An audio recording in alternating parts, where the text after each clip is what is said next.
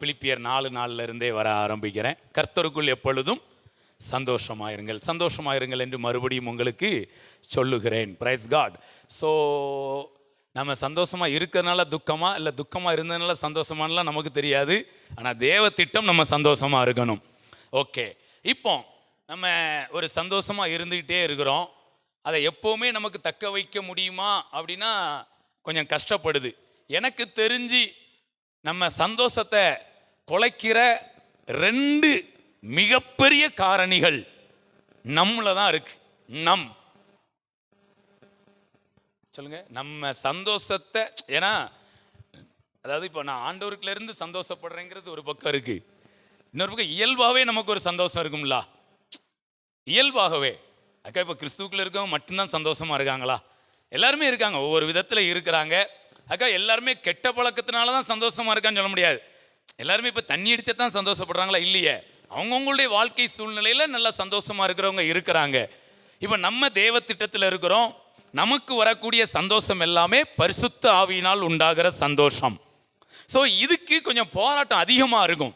நம்ம இந்த சாதாரணமாக வாழ்கிறவங்களுக்கு இருக்கக்கூடிய சந்தோஷத்துக்கு இருக்கிற போராட்டத்தை விட தேவ திட்டத்தில் இருந்து சந்தோஷமாக இருக்கிற நம்ம வாழ்க்கையில் கொஞ்சம் போராட்டம் அதிகமாக என்ன செய்யும்? இன்னைக்கு நம்மள்ட்டெல்லாம் சேர்றதுக்கு நிறைய பேர் பயப்படுறாங்க. ஒன்று ஃபஸ்ட்டு மதம்னு பார்க்குறாங்க, இன்னொன்று இவங்க கூட போனால் சிரிக்க விட மாட்டாங்க. சந்தோஷமாக இருக்க அப்படியே ஒரு இஞ்சிது நான் குரங்கு மாதிரி மாற்றிடுவாங்க. ஏங்க இன்னைக்கு கிறிஸ்டியானிட்டியை பற்றி என்னங்க இருக்குது வெளியில் பார்வை? நம்மளை பார்த்தா மத போதகர்னு பார்க்குறாங்க.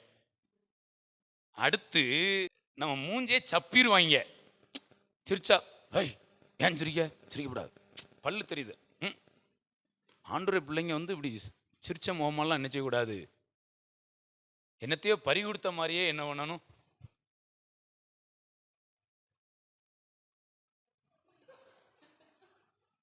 நிமிர்ந்து நடந்துடக்கூடாது. என்ன ரொம்ப ஒரு மாதிரி நெஞ்சை நிமித்திட்டு நடக்க, நீதிமான் சிங்கத்தை போல நெஞ்சை நிமித்தி தைரியமா இருப்பான். வசனம் இப்படித்தான் சொல்லுது. இவங்க நம்ம தைரியமாகவே என்ன பண்ணக்கூடாது, இருக்கக்கூடாது. அப்படியே எப்போவுமே அப்படியே கொஞ்சம் கூனி குறுகி தான் என்ன செய்யணும். அந்த கூனி மாதிரி தான் 18, அவளுக்காவது 18 வருஷம்தான், நமக்கு நீண்ட நாள்.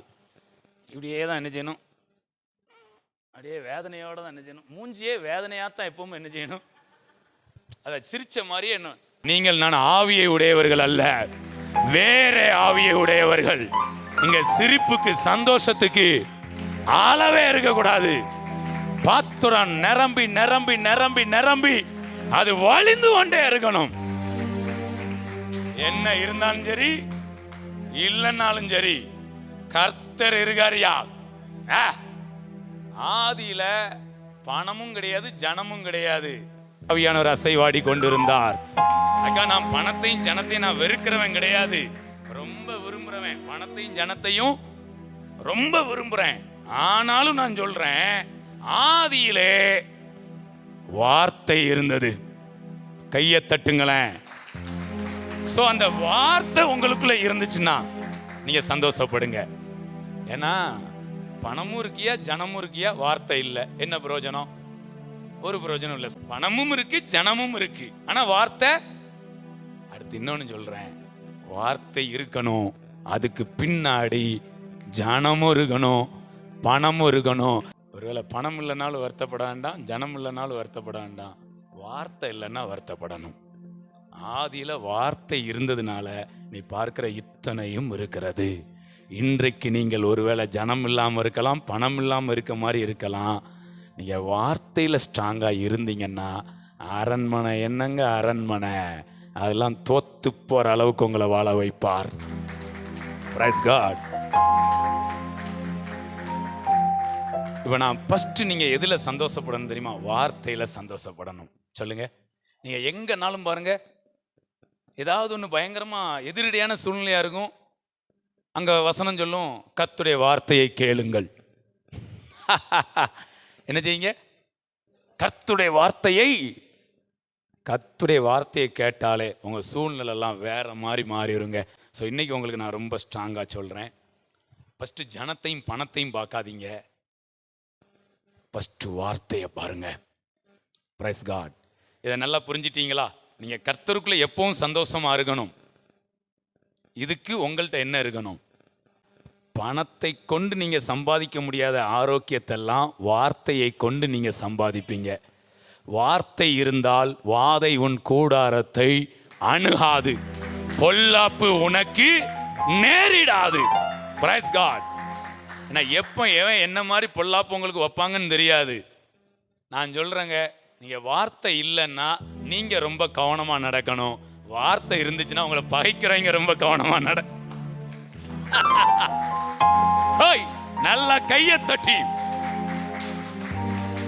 இந்த கெத்து உங்களுக்கு வேணும்னா வார்த்தையோட வாழுங்க. சொல்ல வரேன்னா, நீங்க வார்த்தையோடு கூட வாழ்ந்தீர்கள் என்றால் நான் சொல்றேன், நீங்க பார்த்துலாம் போக வேண்டாம், நீங்க பார்க்காமலே போகலாம். இந்த கெத்து உங்களுக்கு வேணுங்க, வார்த்தையோடு வாழுங்க. இப்போ ஒரு வசனம் வாசிக்கலாம் பாருங்க, நான் வேகமா முடிக்கிறேன். லூக்கா 3ஆம் அதிகாரம் 1 வேகமா வாசிங்க. வனாந்தரத்திலே சகரியாவின் குமாரனாகிய யோவானுக்கு தேவனுடைய வார்த்தை உண்டாயிற்று. Praise God. அப்ப நீங்க பாத்தீங்கன்னா ஒரு 3 விதமான காரியங்கள் எழுதப்பட்டிருக்கு. ஒன்னு, ஃபர்ஸ்ட் எழுதப்பட்டதெல்லாம் எதை பற்றினது? அரண்மனையை பற்றினது. 2வது எழுதப்பட்டது பாத்தீங்களா, அந்த காய்பா அண்ணாங்கிறது, இது தேவாலயத்தை பற்றினது. 3வது எழுதப்பட்டது வனாந்திரத்தை பற்றினது. அப்ப அங்கெல்லாம் அரசர்கள் இருக்கிறாங்க, இங்கெல்லாம் பிரதான ஆசாரியர்கள் இருக்கிறாங்க. யோவான் சாதாரண ஒரு மனிதனா இருக்கிறாரு. ஆனா அரண்மனையில என்னெல்லாம் இருக்கும்? எல்லாமே இருக்கும். ஜனம் இருக்கும், பணம் இருக்கும், எல்லா வாய்ப்பு வசதிகளும் இருக்கும்.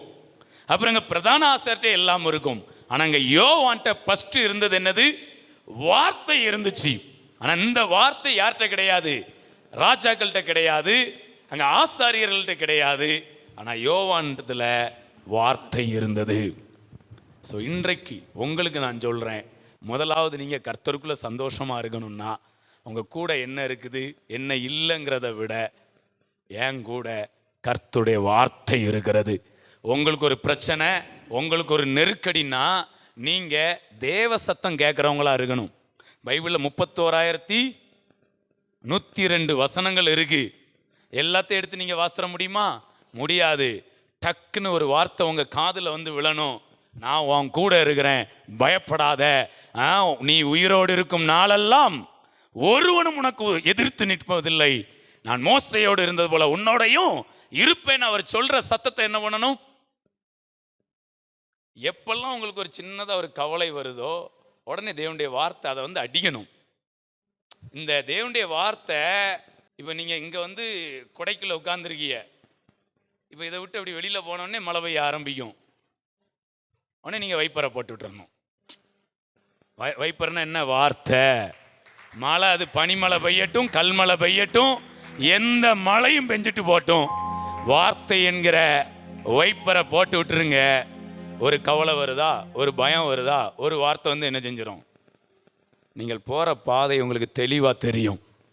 ஸோ தேவ பிள்ளைங்க, நீங்கள் உங்கள்கிட்ட என்ன இருக்குதோ இல்லையோ வார்த்தை இருக்கணும். அடுத்து நான் சொல்ல விரும்புகிறேன், வார்த்தை வெறும் வார்த்தையாக என்ன பண்ணாது, அது பணமாகவும் கன்வெர்ட் ஆகும், அது ஜனமாகவும் கன்வெர்ட் ஆகும். Praise God. ஸோ இங்கே நீங்கள் யோவானை பார்த்தீங்கன்னா ஃபஸ்ட்டு அவர் வார்த்தை மட்டும்தான் அவர்கிட்ட இருக்குது. அதுக்கப்புறம் பாருங்க, அப்படி வாசிக்கலாம். அதில் அவர் மனம் திரும்புதலை குறித்து பேசிக்கிட்டே இருக்கிறாரு. 10 வாசிங்க. அப்பொழுது எப்படி? வனாந்திரத்துக்கு யார் வந்துட்டா? ஜனங்கள் என்ன பண்ணிட்டாங்க? வந்துட்டாங்களா? யாரெல்லாம்? ஃபர்ஸ்ட் ஜனங்கள் வந்திருக்கிறாங்க.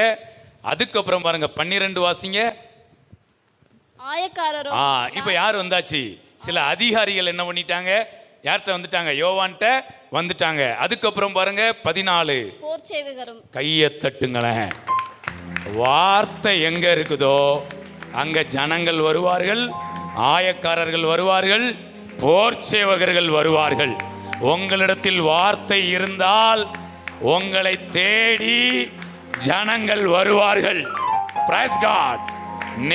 நேச்சார் தேவனுடைய வார்த்தையை எடுத்துக்கொண்டு அவரை புகழ்ந்து எப்போ பேச ஆரம்பிச்சாரோ மந்திரிமார்கள் எல்லாம் தேடி வந்தாங்க, பிரபுக்கள் எல்லாம் தேடி வந்தார்கள். ஸோ நீங்கள் வார்த்தை உடையவர்களாக இருங்க, உங்களுக்கான ஜனங்களும் வருவார்கள், உங்களுக்கான தயவும் உங்களுக்காக தேடி வருகிறதா இருக்கிறது. Praise God.